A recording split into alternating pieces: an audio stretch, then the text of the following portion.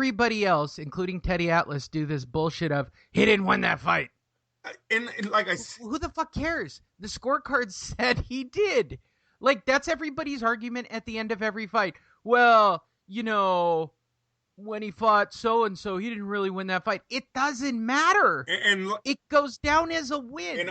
Well, he should have been more decisive. But what are you fucking talking about? It didn't in my opinion, it didn't have to be. The fight is what it is. I'll watch it with any Kovalev fan, and they can give me the 7 rounds that they think he won, and I will give them the 7. There is no secret here. There was no, I'm just giving Ward rounds because I think he won it. He figured Kovalev out, and he won the fight late, period. He straight shut down everything Kovalev had. I think we said it here the day after. It was Kovalev's really his fault why he lost that fight. He was ahead so far in the scorecards. All he had to do was win a few more rounds in the late rounds, the last 4, and he would have won. But he didn't. He didn't do it himself. So I don't care what the naysayers have to say or about that fight, about that scoring. No one gives a shit about someone's personal scorecard. We care about what the judges had that night. That's always been the thing in boxing. Nobody handled their business. To put it into words of many a fighter that I have interviewed, if you put it in the judge's hands, you have to live and die by the judge's hands. Everybody knows that Floyd Mayweather lost to Jose Luis Castillo in their first fight. Did you ever see anyone hold that to Floyd? Seriously.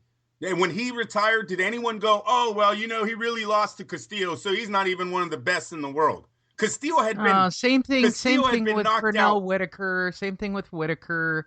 I can go through a long list of guys who fight sort of in that style. And if I was really systematic and went through Chocolito's career, I guarantee and I'm going to say this, I didn't follow the guy's career. I don't know every single fight. But if I go back and look at the decisions on Chocolito, I guarantee there are a couple of nail biters in that file. The last one where he fought the Mexican kid, Cuellar.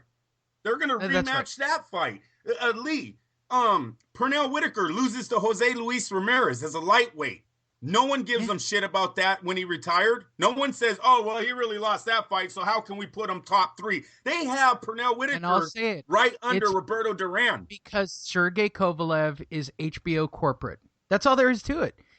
I think he's got a bigger... And Lomachenko. They're trying to build this guy. They are HBO products. Yes. Absolutely. Absolutely, that's what it is. And HBO can say they're not in the business of creating boxing champions, but when they've got somebody hot, they can make a lot of money. I mean, Could you imagine Oscar De La Hoya, Roy Jones Jr., Floyd Mayweather with the credentials that Andre Ward has, where they would be as professionals, how much money they would have made? I'm talking undefeated since 14. I'm talking gold medal winner, world champion, super middleweight tournament champ, fighter of the year, knocked out beat the light heavyweight undefeated champ twice. Okay. Oh no, you know what? Chad Dawson had 1 loss. I'm sorry. I take that back. Chad Dawson did have 1 loss to Pascal. He was like 33-1 or some shit like that when he fought Andre Ward. Kovalev's undefeated. Both of these guys were undisputed light heavyweight kings and both lost to Ward. He's been the underdog in almost every... Do you know what those men would be if they had Andre Ward's talent, skills, and resume? I'm telling you right now, Andre is hurting himself not getting a bigger fan base. They really need to pick up his PR team and his group. They need to get their shit together because this boat is going to pass them by. I don't think Andre's retiring. Andre's been talking more and more about the negotiations with Kovalev, so I think he was using that to get more leverage on the buyout, the payout, the split. So they need to get their act together. Andre's better than everybody already, people. I've been telling you this for years now. You guys will soon see it when he defeats Kovalev again. This guy's resume makes him the best already. I agree. I don't know how he didn't get Fighter of the Year. I don't know how he's not pound for pound champion. HBO should be doing fucking specials on this kid. Undefeated since an amateur. Because he's 1 or 2 fights and he's done. Either that or Rock Nation is such a pain in the ass to work with. They don't see the money in him, Lee.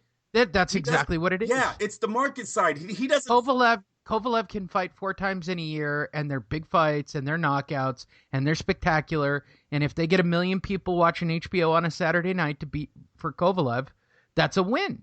That's a win. You're talking Andre. I'm gonna say it, and I don't know why you get so frustrated by this, but at the end of the day, boxing is about the money and the promoters. That's right. It's not about the athletes. Can't sell a ticket, man. How are you going to get views? His first pay-per-view was, 160,000 buys with his resume? Are you serious? We said it was the Super Bowl. Their comment is going to be that it was Andre Ward. It is. No, that is. Lee, I've been to signings. I've been around, No, nobody gets it. Nobody gets Andre Ward. Nobody gets how great that is. They don't. Not only is his PR team let him down, it's like his No, Rock Nation didn't know what to do with him. Exactly. Yes. Yep. That Sergey Kovalev fight should have been way bigger. He should have had like we said, Beyonce probably should have been singing the national anthem that night. But now we're into the marketing of the athletes, right? So what athletes do better? When we watch videos on Triple G, when we watch videos on Vasily Lomachenko, who haven't we really seen? We haven't seen Andre Ward. We haven't really seen, and I'll keep saying it. Everybody wants to shit all over the UFC, right? A company that sold for $4 billion that was purchased for $2 million, making it one of the best investments of all time. But look at this. What did Dana really do? He had a series of stars. He told their stories. They went into the ring and fought the top competition. That's it. That's Dana's formula that built a $4 billion industry, right? So what are we doing in boxing? We don't tell the story. No, we turned into Floyd. First of all, we don't tell any fighter's story, period. And then we expect to just be able to throw them in the ring because they're 12-0 and 14-0 or 16-0 and believe that O makes them special. I'm going to make this really clear. Just because a fighter is undefeated does not make him even remotely a special fighter. Case in point, Julio Cesar Chavez Jr.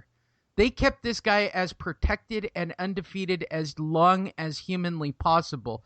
I mean, doing everything they could. I'll even say this. De La Hoya was protected. People don't believe that statement. Oscar was a great fighter. Oscar was a great fighter. But Oscar got sloppy because he liked to party. And he's had to have some of his car crashes cleaned up right in front of you. If you don't believe me because you're too young, go watch the Felix Strum fight. And try to explain that to me. That's really Oscar after Bob Arum, though. Bob Arum, he put Oscar on one of the hardest hit lists there was. When he fought Corte, Whitaker, Trinidad, Chavez. I get that. But again, what made Oscar special for a long time was the O, right? And staying undefeated and being in big fights. He could not afford to lose to lesser talent that were hungrier. I mean, that's reality. I mean, that's boxing. This is about building big champions, and they see more money. I mean, even this list by Atlas, motherfucker. Okay, Vasily Lomachenko, they think that's I don't want to be a dick about it, but Teddy, you're clearly getting paid by somebody. Okay, like this list. He's 7-1, Lee. He's 7-1. There's no way you can say someone who's 7-1. Pound for pound, Vasily Lomachenko. Let me see the check that you got, man. I mean, seriously, I'm not trying to be. I know I make the joke all the time. Somebody's getting Teddy Atlas. You got fucking paid to put that name at the top of the list, and the second person you got paid by was fucking was by. I don't want to say Top Rank. I don't believe that they have to pay to get Crawford up on that list, but fucking Crawford at number 2. Are you shitting me? Seriously, are you really shitting me? And that's more of a reflection from my point of view that, again, Bob's got a real product in Terrence Crawford. And Bob's very good at not protecting, but fighting the right level of opponents to keep building up his fighters. Bob is an amazing promoter. All their matchmakers are. Yeah, that's not just Bob at Top Rank. Crawford's coming up nice and slow. Would I put Crawford in the top 10? Yes. Is he number 2? fuck no. Are you out of your goddamn mind over Andre Ward? Seriously. I mean, look at the names on this list. I can make an argument for Ward, Kovalev, Gonzalez, Alvarez, not Pacquiao. I don't even get the Pacquiao thing. The dude's past his prime. I mean, I think it's cute that you guys want to keep putting him on the list, but it's like giving him a participation award. That's what this is. Every time I see Pacquiao on a top 10 list, you are the same people that believe your kid should get a participation trophy for showing up to soccer. Okay. You have kids, Andrew. Do you want your kids getting participation trophies? No. I'm against those. Neither do I. I had this talk with my daughter who competes in U.S. gymnastics junior stuff where they get real points and it's ranked. I said, how do you feel when you get because they rank at least half of them because they get points. I said, how do you feel when you're 8 or 7 or 9? She goes, I don't want that. I want to be up on the big podium. I said, yeah, okay. Just make it sure. I said, I didn't want to have that really uncomfortable participation, do your best thing. She goes, no, I want to win. Okay, cool. Glad we had this talk. That's reality. Mikkel Kessler was 42-1 when Andre defeated him. Arthur Abraham was 32-2 when Ward defeated him. Andre Ward's only knock should have been inactivity. Carl Froch was 28-1. Chad Dawson was 31-1. And then Sergey 30-0. He's had more mega fights in that span since 2009 to now than some of these guys on the list have ever had. Especially, he probably has more dream fights than Lomachenko even has professional belts. It's an absolute joke. Would you like other boxing news? Mm-hmm. Throw them at me. I got it. All right. Well, the biggest news is, yes, 90,000 seats for Wembley did sell out. Yeah. You can't get a ticket to this event. They're doing a countdown like a nuclear bomb's about to hit Wembley Stadium. I mean, the reality is that's the biggest fight of the year. And everybody can argue what's a bigger fight right now. Oh, Canelo and blah, blah, blah. No, right now, now, I'll explain. Nobody else is going to sell 90,000 goddamn seats. Teddy Atlas's top 10, Canelo will probably go over Andre Ward if he beats Chavez Jr. I mean, I like Chavez Jr. I love this fight for so many reasons. It's a bomb, Lee. It is a bomb waiting to go off. I love this fight so much that I booked my room 2 weeks ago. Chavez Sr. screaming at De La Hoya ringside. Oh, it's gonna happen. Like this is a wet dream that I have dreamed. Like there's no bad scenario in this for me at all. I have never seen a fight where I would actually place a bet on both fighters. Chavez Sr. finally admits that he threw the first fight with De La Hoya and went in with the cut.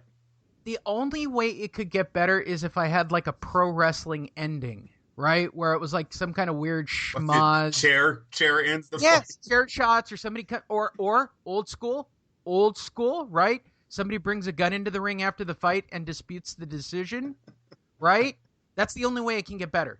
Zab. The good days of Zab. Pop, right? I wonder how that went down when he went into the ring, Lee. They were like, hold on, do you have a gun? We were both there. Yeah, shit. Do you have a gun? That's the craziest thing. Like, can you please take that back to your car? About a gun. Okay, a gun in that situation. Here's exactly, I remember the conversation. Was that a gun? Should we be afraid?